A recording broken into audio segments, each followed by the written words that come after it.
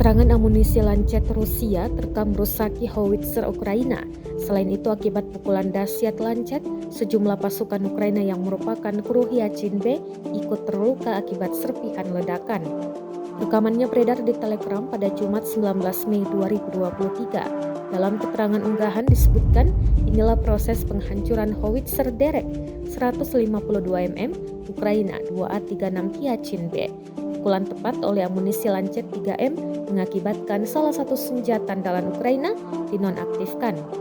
Di akhir rekaman ditampilkan pula sejumlah kru yang terluka dan segera dievakuasi rekannya bergegas mengungsi dengan kendaraan sipil, klaim militer Rusia. Rekamannya pun kini menuai berbagai komentar dari warganet.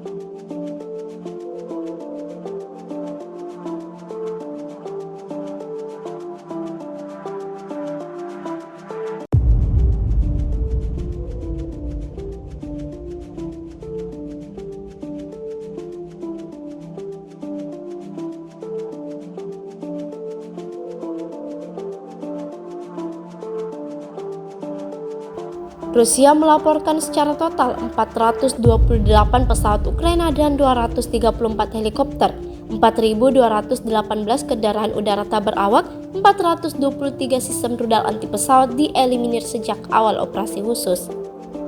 Sementara dari kubu Kiev, Kementerian Pertahanan Ukraina merilis 660 tentara Rusia dieliminir dalam sehari terakhir.